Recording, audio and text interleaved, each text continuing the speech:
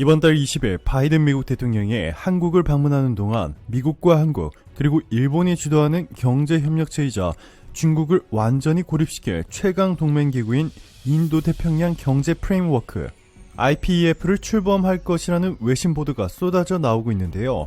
이 소식을 들은 중국이 한국에 복수를 시작한다 라고 선언하며 실제로 한국을 상대로 상상을 초월하는 만행들을 저지르기 시작해 충격을 주고 있습니다.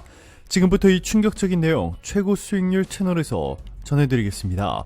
IPEF는 미국이 구상하는 새로운 인도태평양 지역 경제협력체로서 영내 포괄적 경제 동반자 협정 RCEP 등을 통해 이 지역에서 경제적 영향력을 확대하려는 중국을 압박하기 위해서입니다. 바이든 대통령이 지난해 10월 동아시아 정상회의에서 관련 구상을 처음 공개했고 아세안 국가들의 참여를 늘리기 위해 출범 시점을 계속 늦춰왔는데요. 한국 정부는 이미 여러 차례 참여 의사를 밝혀왔고 일본을 비롯해 호주, 뉴질랜드, 싱가포르 등의 동참이 예상되고 있습니다. 바이든이 이 세계 최강 경제연합체 IPEF에서 한국을 핵심 주요 창립국으로 선정한 이유에 대해서 전문가들은 중국이 유일하게 무서워하는 아시아 국가가 바로 한국이다 라고 전했습니다. 중국은 지난 수천 년 동안 한반도를 점령하기 위해 수도 없이 침략을 시도했습니다. 수나라는 서기 589년에 중국을 통일한 뒤 9년 만인 598년 고구려의 공격에 나섰고 이후 수나라는 614년까지 모두 4차례 고구려 원정에 나섰으나 결국 모두 실패했습니다. 이후에는 징기스칸의 원나라는 1206년 건국 이후 순식간에 중국 대륙의 주도권을 쥔 다음 1231년 고려를 침공했고 청나라 역시 1616년 청나라의 전신인 후금 건국 이후 강력한 세력을 형성하면서 1637년 병자호란을 일으켰습니다. 하지만 결국 한반도를 점령하지 못하고 물러나야 했는데요.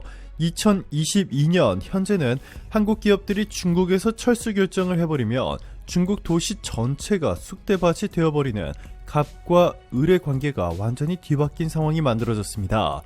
삼성전자가 중국에서 스마트폰 공장 철수 결정을 내리자 중국 광동 지역 인근 상권이 한순간에 무너졌고 식당, 약국, 슈퍼마켓, 편의점, PC방, 호텔 등이 한순간에 사라져버렸습니다.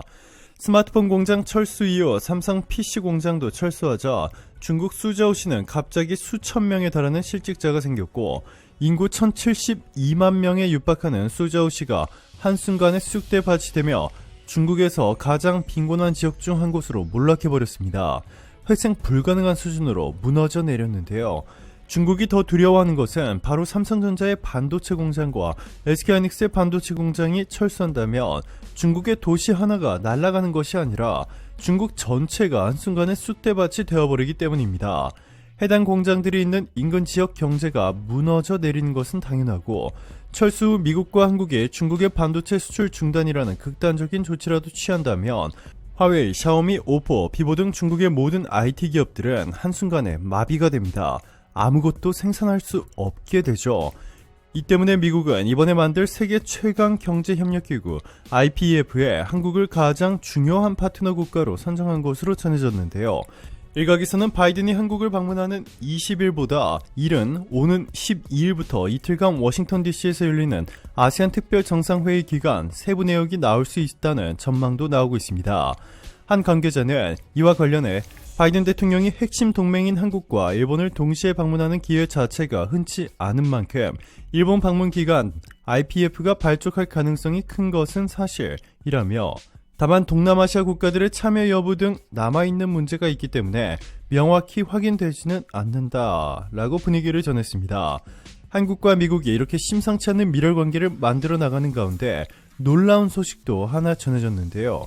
미국이 한국에 한국산 무기를 우리에게 주면 우리가 우크라이나에 대신 전달해 주겠다라며 물밑 제안을 한 것으로 전해져 러시아에 크나큰 충격을 주었습니다.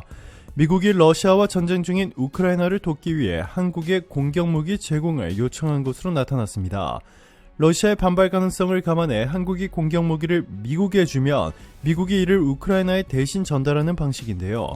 9일 국방부에 따르면 로이드 오스틴 미국 국방부 장관은 지난달 25일 독일 람슈타인에 있는 미 공군기지에서 43개국 국방 고위 관계자 회의를 화상으로 주재했고 복수의 정부 소식통에 따르면 미 측은 당시 러시아와의 관계를 고려해 우크라이나에 직접 무기를 보내는 게 곤란하다면 미국이 중간에 나서겠다 라고 제안했고, 익명의 소식통은 미국이 이와 별도로 외교안보 라인을 통해 한국의 공격무기 제공 의사를 은밀히 타진하고 있다 라고까지 전했습니다.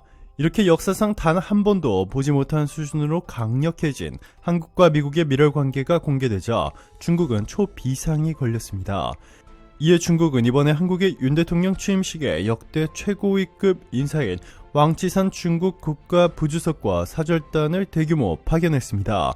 왕 부주석은 시진핑 국가주석의 오른팔이자 역대 대통령 취임식에 참석한 중국 최고위급 인사인데요. 11일 한국시보 영문판 글로벌타임스는 왕 부주석의 취임식 참석은 미국이 인도태평양 전략에 한국을 더 가깝게 하려는 노력에도 불구하고 중국이 한국과 관계를 증진하려는 바람을 반영한 것이라며 한국의 파격적인 제안을 동시에 한 것으로 전해졌습니다. 이와 관련 다지강 헤이룽장성 사회과학원 동북아연구소 소장은 글로벌타임스에 한국 대통령 취임식에 중국 고위관리가 참석한 것은 한중 관계가 유례가 없는 일이며 이는 양국 관계를 더욱 발전시키는 데 있어 중국의 진정성을 충분히 보여준 것이라고 생색냈습니다. 자, 그런데 이렇게 앞에서는 한국과 잘해보려고 안간 힘을 쓰는 것처럼 보이는 중국이 뒤에서는 한국에 대한 치졸한 보복을 준비하고 있었습니다. 한국시보는 워싱턴은 한국을 대중 억제 진영에 합류시키려 하지만 이는 한국의 이익을 훼손하고 한국의 경제 발전의 모멘텀을 훼손할 수 있다라며 한국의 충격적인 경고의 메시지를 전했습니다. 중국은 사드 보복을 시작으로 최근에는 요소수에 이어 과염소산 칼륨 등 각종 수출 규제를 통해 한국 내 공급망 붕괴와 인플레이션의 뇌관을 터뜨려 한국의 물가 상승을 증폭시키는 방식으로 복수를 해왔습니다. 그리고 오는 20일 바이든이 한국을 방문하는 동안 한미가 공동으로 중국을 견제하기 위한 기구 IPF 공식 출범을 발표하면 중국은 한국에 지금보다 더 강력한 보복을 하겠다는 것입니다. 전문가들은 이번 중국의 보복과 관련해 여러 가지 시나리오를 제시했는데요. 최악의 경우 중국 내 한국의 반도체 공장들을 가동 중단시키도록 만들 수 있다고 전했습니다. 반도체 공장은 한번 가동이 중단되면 최소 수천억 원의 손해가 발생하는 만큼 한국 기업들이 받는 타격이 상당한데요. 중국과 한국의 외교 관계가 최악으로 치닫을 경우 중국이 강제로 공장을 빼서 국유화시킬 수도 있다고 전문가들은 말하고 있습니다.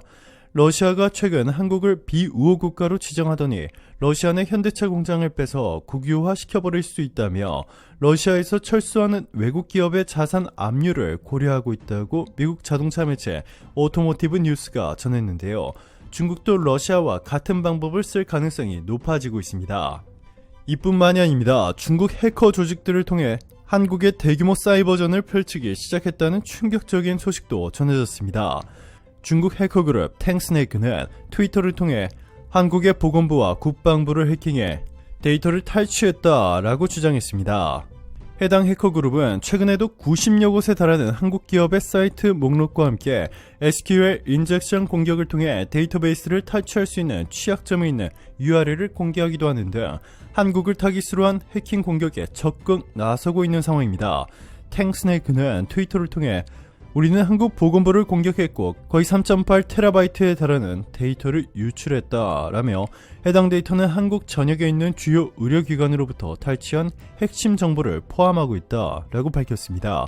탱스네이크는 또 한 번 트위터에 글을 올려 한국의 북대서양 조약기구 나토 가입은 새로운 전쟁을 촉발할 것이라며 러시아나 우크라이나처럼 우리도 이미 국방부에 대한 기밀 문서를 갖고 있다.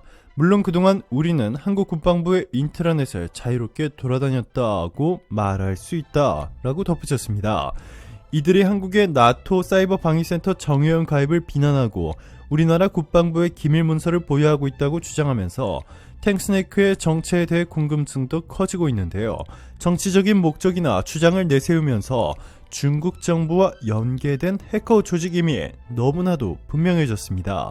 러시아가 우크라이나를 침공하기 전 대규모 사이버 공격을 감행한 것 기억하실 겁니다. 중국도 한국을 향해 사이버전을 펼치기 시작한 가운데 군사적 위협은 일본에 먼저 시작하고 있습니다. 그런데 위치를 보시면 나가사키 지역과 매우 가깝기도 한 동시에 한국의 제주도 남해와도 그리 멀지 않은 거리입니다.